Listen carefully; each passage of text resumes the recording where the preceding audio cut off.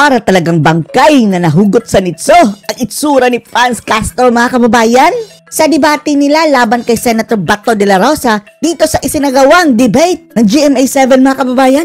Hindi kasi matunawan ito si Franz Castro. Ang sabi niya, dapat na daw kasuhan si Duterte, ikulong si Duterte, panagutin si Duterte. Dito daw sa kanyang ginawang war on drugs sa di umano. At hindi lang si Duterte, pati na rin si Bato. Kasuhan, ikulong, panagutin. Kaya naman, mga kababayan, dahil sa imbyerna ni Bato, ay ibinalik niya ito kay Franz Castro. Sino ba ang convicted dito? Bakit nakalaya ka pa, Francine? Ngayong, ikaw ang convicted ng korte. Panoorin niyo po. Kumusta na po yung conviction? Conviction! Tingnan niyo itsura ni Francine, mga kababayan, oh. Conviction mo sa kaso. Gulat na gulat. Oh. Ano na ba nangyari? Bakit andyan ka pa? Hindi ka pa nakulong. Bistado tuloy ba to? Huwag mo namang ibisto ba to? Marami hindi pa nakakaalam na itong si Francine, mga kababayan, is a convicted criminal. Mayroon na pong conviction ng korte, ha? Kaya nga nagsisip-sip ito, mga kababayan, ngayon dahil hoping napapaboran siya ng administrasyon, mga kababayan, at gagamitin ang impluensya para maabsuelto ito sa Court of Appeals. Dapat lang kasuhan si dating Presidente Duterte. Ito ang nangyari una, mga kababayan, ha? Bago yung boomerang na sagot ni Bato kay Franz Castro. At long overdue na ito. Long overdue na daw. Yung mga kasapakat niya at nag-utos, no, sa pagpatay sa war on drugs. Libo-libo ang pinapatay ni Duterte. Si Duterte daw mismo, mga kababayan, ha, ang pumatay. Pero wala pang napapanagot. Bakit hindi mo kasuhan, Francine? Ito mga taong ito nag-aako sa mga kababayan, no? Lahat lang sa media. Bakit hindi sila magsampa ng kaso? Kaya kailangan talaga ng hustisya ng ating ng ating mga mamamayan. Sinasabi natin dito na dapat ay yung kaso na ito ay matagal na, pati na rin siguro. Senator De La Rosa. Naubusan ng oras. Nobody is above the law. Nobody is above the law. Nagawang kasalanan, kasuhan natin. Pero kung wala naman siya nagawang kasalanan, huwag mo siyang kasuhan base doon sa kaso ng ibang tao. Correct. Gusto kasi nila ipaamin, mga kababayan, yung mga ginawa ng mga ninja cops na ini-eliminate yung kasamahan nilang mga drogista. Dahil ayaw nilang mabisto, mga kababayan, na kasama sila. Because guilt is personal. Wow, guilt. Huwag po nating ipaangkin kay Pangulong Duterte yung kasalanan ni ninja cops. Kaya po, after 3 years na tapusan sa pag-uulong, walang kaso. Kaya nga, ang may kaso si Castro. Meron ho naman kayo ngayong 15 seconds para mag-react po kay Senator De La Rosa. So, mismong siya, si President Duterte, ay umamin na pumatay siya ng... O bakit hindi mo papakasuhan? Ito mga ugok, kababayan, ito ang isasabi ni dating Paulong Digong. If you get evidence, don't get it from my mouth. Sinong pinatay niya, Castro? Naniwala ka naman. Sinong ulol na tao, mga kababayan, si Duterte pa na piskal, abogado, prosecutor, magsasalita siya na ikakapahamak niya? Itong sinakyan niya, mga kababayan, ulol. Kaya kailangan siyang kasuhan. At ito, sino umamin daw. Sino ang pinatay ni Duterte?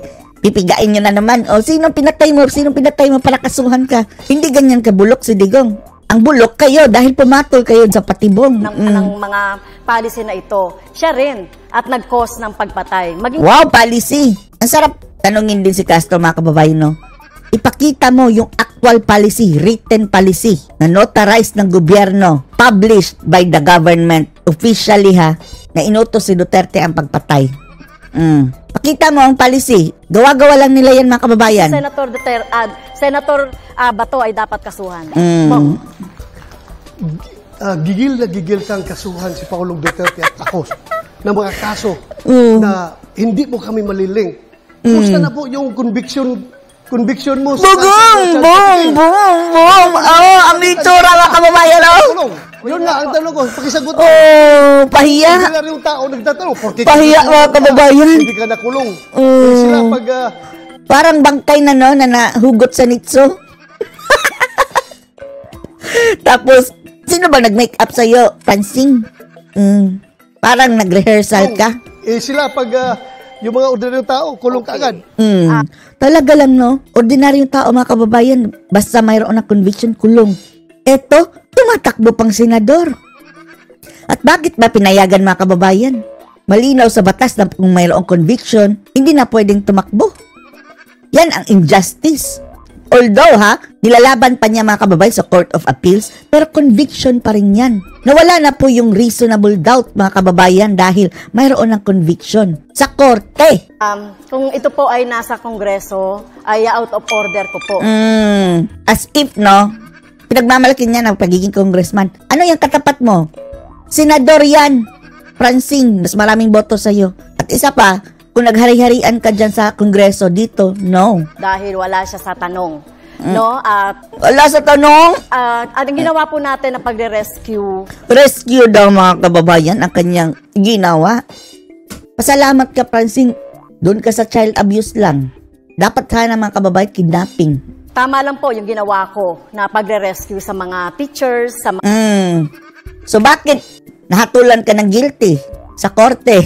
Child abuse. bata na biktima ng mga harassment, intimidation, at Sino ba ang nanghaharas sa mga bata, mga kababayan? Di ba sila? Oh, grabe magbaliktad itong mga makakaliwa, mga kababayan, ano? doon sa sinasabi ni Senator Bato na nakaso. So, kung sino mang mga teachers, gagawin yon. Walang matinong teacher na gagawing rallyista yung mga estudyante. No, yung ipagtanggol Okay lang sanang rallyista. Yung iba pa, ginagawa daw mga mandirigma, mga kababayan.